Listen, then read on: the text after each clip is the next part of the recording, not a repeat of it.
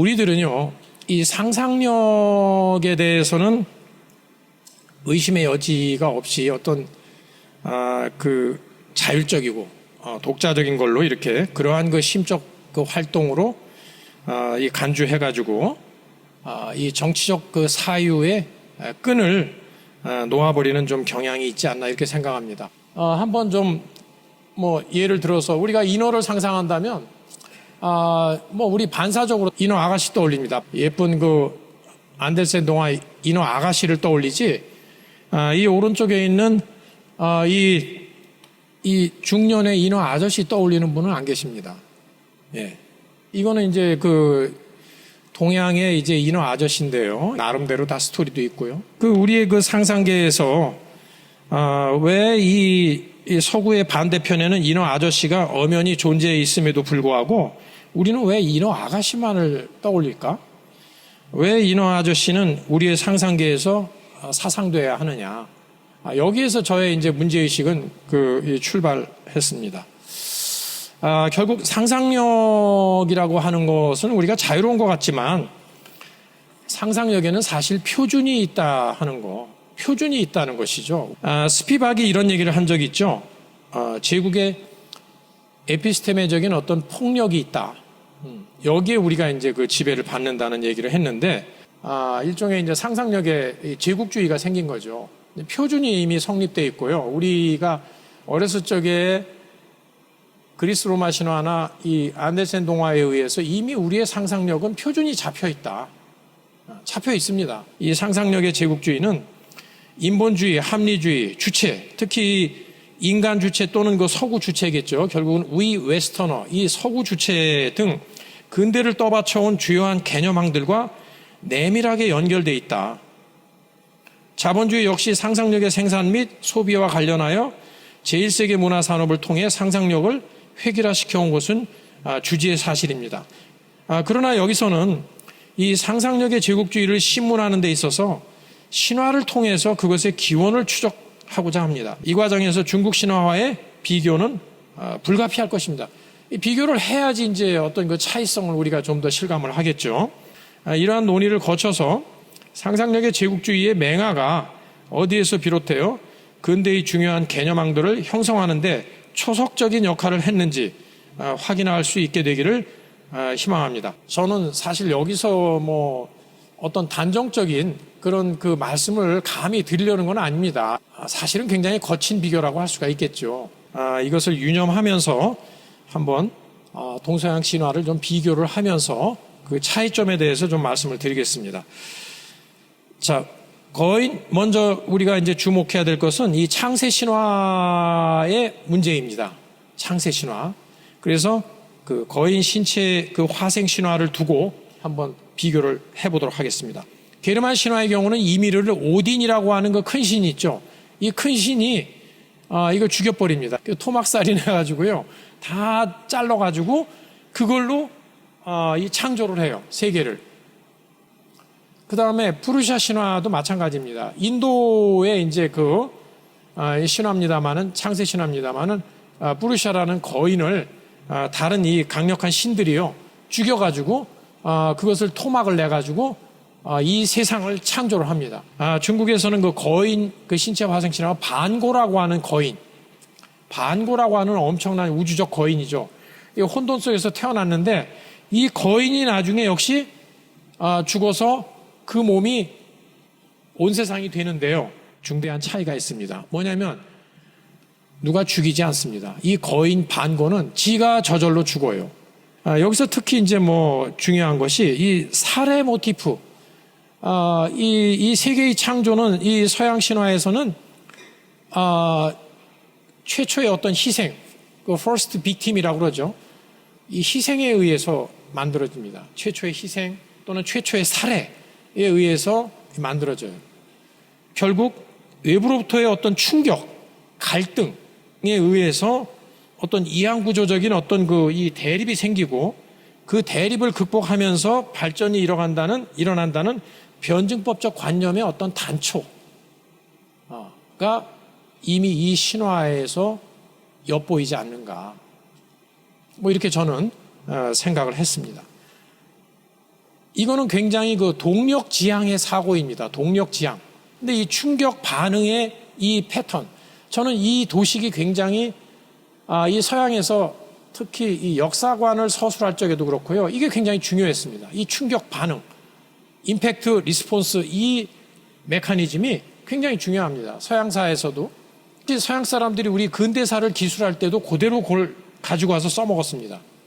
자, 반면에 중국 신화의 경우 그 자연사 모티프는 반고를, 이 거인 반고를 궁극적인 원인이나 의지를 가지지 않고 자발적으로 자기 생성하는 셀프 제너레이팅 하는 존재로 보게 합니다. 이것을 자화론이라고 그러죠. 저절로 변화해 나간다는 거. 이 우주가, 이 세계가 저절로 자화론이죠. 예. 변증법하고는 좀 다른 차원이죠. 다음으로 우리는 이제 그 서구 신화의 이 또 하나 우리가 주목해야 될 게 이 절단 모티프죠. 이 자르는 거죠. 잘라가지고 뭔가를 만들어낸다, 창조해낸다는 거죠. 예. 이 거인들의 신체를 다 잘라서 만들어낸다는 이 사고가 이거하고 이 중국 신화에서 보는 이 통째로의 모티프, 통째로인 상태에서 변화해가는 것. 여기에서 우리는 분석적 사고와 전일적, 홀리스틱한 이 전일적 사고의 어떤 맹화를 엿볼 수 있지 않을까. 이 예상을 다시 또 세밀하게 이 동서양 이 신체 화생 신화를 비교해서 한번 제가 살펴보겠습니다. 자, 이 브루스 링컨이 이 인도 유로피안 신화의 이 거인 신체의 이 화생 신화를 인체의 각 부분과 이 우주가 어떻게 대응하는지 소우주와 대우주 그 개념으로 이렇게 정리를 해본 것이 있습니다. 어떤 그 결과가 있냐면 브루스 링컨이 제시한 9개의 상동관계 중에서 6개는 일치하고요. 3개는 일치하지 않아요. 6개 일치하는 것들은 이제 주로 자연과의 관계 속에서 인간의 그 이 사지를 이 전신을 다 일치시켰어요. 6개는 일치해요. 그런데 3가지 일치하지 않는 것들이 어떤 것이냐면 바로 마음, 이 마음이 들어갑니다. 마음. 이것은 달에 해당되고 그 다음에 뇌가 있습니다. 뇌는 구름에 해당 또는 혹은 끝없는 빛. 머리는 하늘 혹은 우주적 산의 정상. 자, 이것은 뭘 의미하겠습니까? 이것은 정신 영역, 이 정신 영역에 일찍이 주목을 했다는 얘기죠. 서구 신화에서의 인간의 정신 영역에 대한 이러한 그 표현은 자연으로부터의 분리, 그와 동시에 인간 주체에 대한 사유가 이미 싹이 텄다, 발화하고 있었음을 보여주는 것이다. 이렇게 이제 생각을 할 수가 있겠고요. 이에 비해서 반고 신화는 이 굉장히 오히려 이 서구 신화보다도 더 세밀하게 인간과 자연을 더 이렇게 대비를 시켰어요. 더 세밀하게 배치를 했거든요. 이것은 결국 자연에 대한 어떤 그 관심, 이것이 상대적으로 더 깊지 않았나. 그래서 더욱 인간과 자연의 불가분리한 관계성을 강조했던 것으로 우리가 이렇게 한번 생각해 볼 수 있지 않나. 그렇게 읽히지 않나. 이렇게 볼 수가 있겠습니다. 자, 일단 이제 창세 신화에서 이러한 차이점을 한번 인식을 하고요. 그러면 인간의 창조 문제를 한번 좀 또 한번 다뤄봐야 될 것 같습니다. 그리스 로마 신화 중에서 대표적인 것이 결국 프로메테우스에 의한 인간의 창조죠. 그런데 그냥 둡니까? 그 사람 잘 살도록 여러 가지 막 기술과 이런 걸 다 가르쳐 주죠. 예, 이 프로메테우스가. 그리고 이제 나중에는 그 인간이 보다 더 유리한 위치에 서도록 결국 불을 이제 갖다 주죠. 불. 예. 그래서 이제 질베르 뒤랑이 오늘날의 이러한 산업 기술화된 이 근대 이후의 시대에 여기에 대해서 이게 프로메테우스의 시대라고 이렇게 명명을 했죠.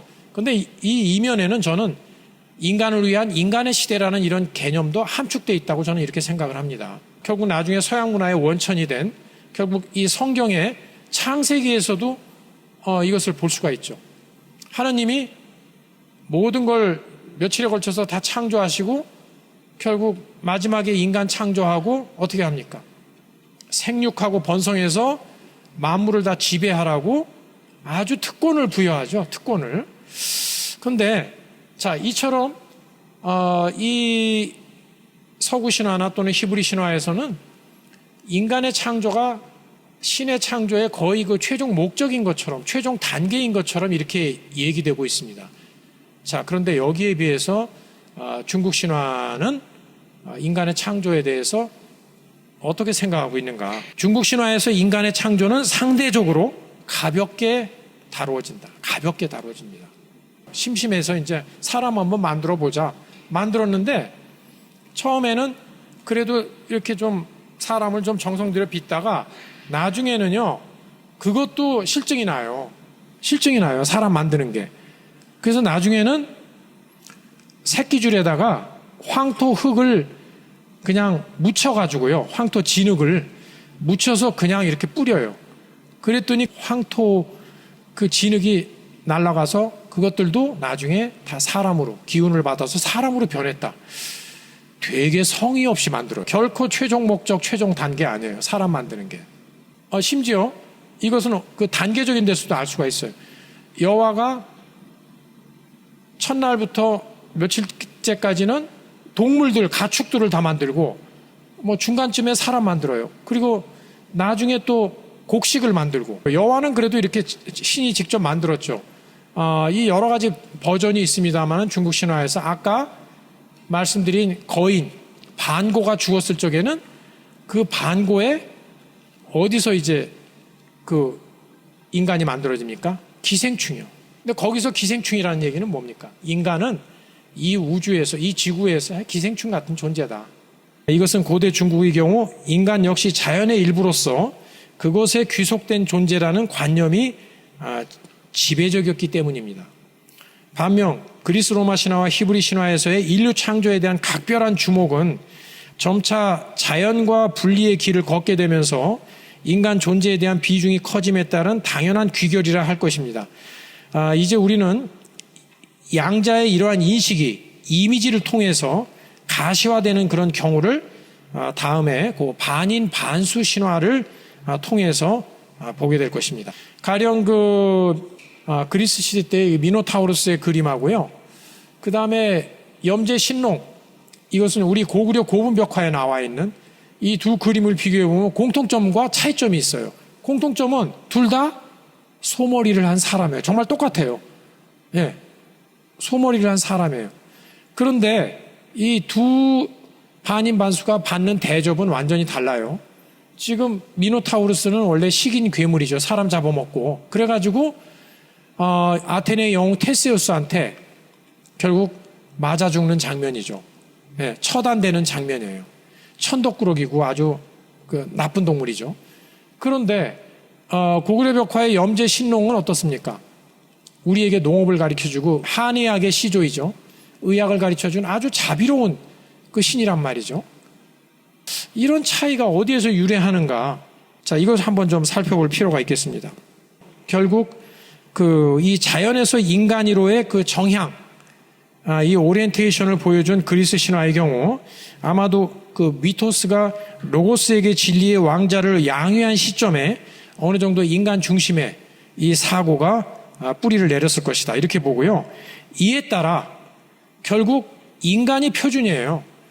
그렇기 때문에 완전한 신은 완전한 인간의 모습으로 표현됩니다. 그래서 그리스 로마의 신들은 다 미나 미녀로 그려집니다. 반면에 인간과 자연의 유기체적 통일, 곧 천인합일론적 관념이 여전히 우세한 중국의 문화적 풍토에서 동물성은 결코 열등한 것이 아닙니다. 이것은 위대한 자연의 본질에 가까운, 그것은 신성과 아울러 월등한 능력을 의미하기도 하죠. 그래서 이제 중국 신화에서 반인반수의 모습이 전능한 신의 모습으로 되게 표현됩니다. 반인반수, 그것은 신성한 토템 동물과의 합일, 나아가 거룩한 자연과의 일체감을 표상합니다. 여기서 우리는 반인반수에 대한 부당한 편견이 어디에서 비롯되었는지 확인할 수 있을 것입니다. 이거는 이제 단초죠, 단초. 여기서 나아가서 호모사피엔스에 대한 후대의 유아 독존적인 순혈주의적인 관념이 어디에 근원하고 있는지에 대해서도 우리가 바로 이 신화에서 시사를 얻게 될 것입니다. 다음에 우리는 이러한 인간 중심의 사고가 결국 인간 주체로서의 그 확립을 지향할 때 그것이 종족적인, 지역적인 국한성과 맞물려서 타자에 대해서 어떠한 인식 태도를 낳는지 이방인 신화를 가지고 한번 비교를 해보겠습니다. 가령 그리스 로마 신화에서 예를 든다면 어떤 게 있습니까? 가령 그 외눈박이 키클롭스 예를 한번 들어볼까요? 이 키클롭스는 오디세우스가 이타카로 이제 그 귀환하는 길에 여러 이제 그 장애물들을 만나는데 그 중에 하나죠. 이방인이에요, 어떻게 보면. 그 오디세우스 일행 그 선원들 잡아가지고 다 식사로 삼았죠. 그래서 이제 오디세우스가 나중에 포도주 담가서 그 술로 취하게 하고 눈을 그 찔러가지고 나무로, 그래서 그 하나 남은 눈을 찔러가지고 장님으로 만들어서 탈출하죠. 아주 끔찍하게 그려져 있어요. 그 외눈박이 키클롭스. 여기에서 우리가 볼 수 있는 것이 아까 이제 말씀드렸지만 상대적으로 인간에 대한 어떤 이 주목, 또는 그걸 중심으로 두는 이런 사유가 이 동양권에 비해서 그리스 로마 신화에 좀 현저하다, 이런 얘기를 했는데, 이러한 그 인간 중심의 사고가 결국 그리스 사람, 헬라인과 또는 그 주변인을 이 분별하는 종족적인 지역적 국한성, 거기에 그것이 결합되면 타자에 대한 오해와 편견은 이 증폭이 되죠. 그리고 이러한 사고가 시대의 추이에 따라 결국 인간 중심의 사고가 인간 주체, 곧 서구 주체를 추구하는 단계에 이르면 어떻게 될까요? 그리스 로마 신화에서부터 이미 엿보인 서구 인본주의 전통에서 타자는 주체를 위협하는 위험한 대상으로 간주되어서 엄격히 배제되거나 적대시됩니다. 자, 그렇다면 우리 이번에는 중국 신화에서 타자에 대한 묘사는 어떠한지 한번 살펴보기로 하죠. 자, 이 중국 신화의 원천, 이 동아시아 상상력의 보물창고라고 하는 이 산해경을 보면 여기에는 수많은 주변부 이방인들에 대한 이야기들이 있습니다. 여기 보면 키클롭스가 있어요. 동양에도 키클롭스. 일목국 사람이 있어요. 눈이 하나. 그런데 이 사람들 지금 생긴 거 보세요. 얌전하게 생겼어요. 좀 아주 흉폭하게 생겼어요. 얌전하잖아요. 지금 다소곳하게 지금 이렇게 서 있잖아요. 이 나라 사람들은 얌전 조용하게 살아요. 겉으로 보기에는 그리스 로마 신화의 이방인들과 별 차이가 없습니다. 그러나 이미지는 낯설고 이상할지라도 그들에 대한 묘사에서 우리가 적대적인 감정을 찾아보기는 어렵습니다. 중국 신화에서 이방인은 비록 솔직히 아주 좋게 표현된 건 아니에요. 희화화되어 있다고 해야 되겠죠. 희화화되어 있긴 하지만 그들만의 정체성을 간직한 채 사해 동포의 일원으로 이 세계의 구성에 참여하고 있다. 저는 이렇게 생각했습니다. 이제 마지막으로 결론을 맺도록 하겠습니다. 그렇다면 근대 정신에, 저는 이 근대 정신이 나쁘다는 얘기는 아닙니다. 이 근대 정신의 남용 혹은 오용이 가져온 폐해가 엄혹한 비판을 낳고 있는 이 즈음 그리스 로마 신화 표준의 상상력, 그리스 로마 신화를 유일한 표준으로 삼는 이러한 상상력이 과연 유효한지 따져봐야 할 것입니다. 물론 그리스 로마 신화는 여전히 우리에게 소중한 자산입니다.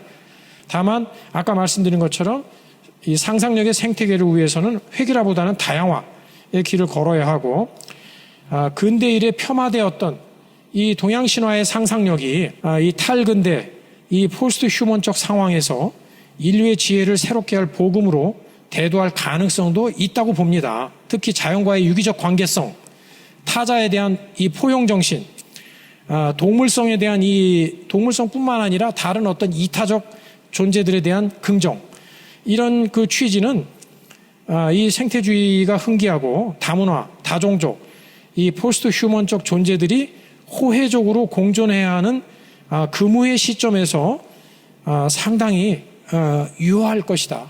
상당히 유효할 것으로 이렇게 생각하기 때문에 결국 상호 보완적인 우리의 상상계는 이러한 이 그리스 로마 신화 또는 지금은 우리를 지배하고 있지만 또는 이 동양의 신화 또 그 외에 또 사실은 신화는 전 세계에 뭐 많은 종족들이 가지고 있죠.